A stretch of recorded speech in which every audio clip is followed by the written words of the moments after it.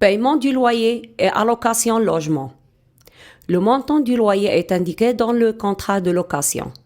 Le loyer est versé sur le compte de paiement du loyer à la carte mentionnée dans le contrat de location. Le loyer est payé avec ses propres revenus. Les revenus sont le salaire perçu pour le travail effectué, les aides de KELA, c'est-à-dire les allocations chômage, les allocations familiales ou autres, ou les autres ressources que vous avez.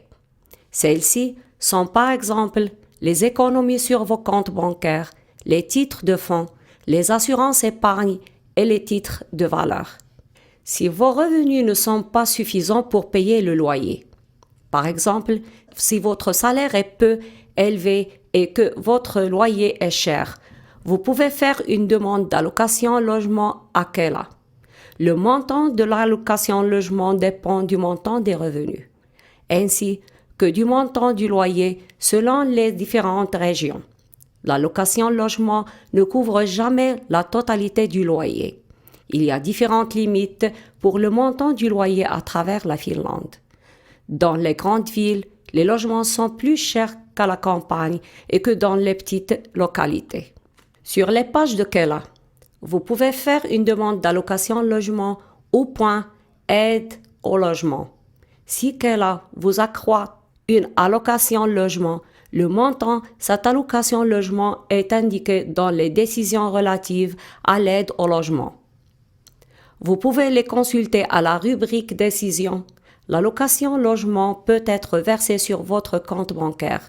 Et dans ce cas-là, vous devez payer vous-même le loyer dans son intégralité le jour de paiement. L'allocation logement peut être aussi versée directement au bailleur. Et alors, vous devrez payer la somme restante après déduction de l'allocation logement. La décision relative à l'allocation logement est toujours faite pour un an. Ainsi, la somme de l'allocation logement reste identique pendant un an, si vos revenus et votre situation familiale ne changent pas, et que vous habitez dans le même logement.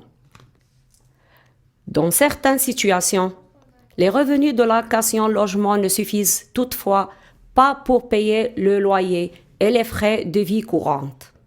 Dans ce genre de situation, il est possible de faire une demande d'allocation de subsistance auprès de KELA. L'allocation de subsistance est une aide de dernier ressort, qui est une allocation de courte durée pour couvrir les frais de vie courante indispensables. Les frais indispensables sont, entre autres, le loyer, la facture d'électricité, l'assurance habitation, les dépenses de nourriture, les frais pour acheter des vêtements, les frais de médicaments et de soins de santé, les frais de téléphone et Internet ainsi que les tickets de bus. Il est possible de faire une demande d'allocation de subsistance pour les frais de déménagement et pour la caution de loyer.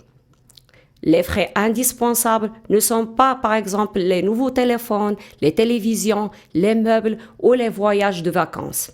Bien que vous avez acheté des appareils utiles à payer en plusieurs mensualités, ces factures ne seront pas considérées comme des frais indispensables dans l'allocation de subsistance. Le montant de l'allocation de subsistance peut être d'un montant différent selon les mois où elle est versée, car cette somme est déterminée selon les revenus disponibles chaque mois. L'allocation de subsistance peut couvrir le montant total de toute la somme qui vous reste à payer après le paiement de location logement. Mais il se peut aussi qu'après le paiement de l'allocation logement et de l'allocation de subsistance, il vous reste une partie du loyer à payer. L'allocation de subsistance peut être versée directement au bailleur. Ainsi, il est très important de vérifier soi-même chaque mois la part restante que vous devez payer vous-même. Cette somme est indiquée dans la décision relative à l'allocation de subsistance. Ainsi, le montant du loyer moins l'allocation de logement est égal à la somme que vous devez payer vous-même. Le plus facile est toutefois de demander que l'allocation de subsistance soit versée sur votre propre compte bancaire et de payer chaque mois la même somme. c'est-à-dire la somme du loyer qui reste à payer après le versement de l'allocation logement. Si vous avez des difficultés financières, que vous avez beaucoup de factures, le loyer reste toujours la facture la plus importante à payer en premier.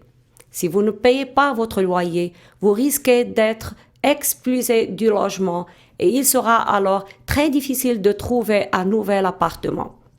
Demandez immédiatement de l'aide si vous avez des problèmes pour payer des factures.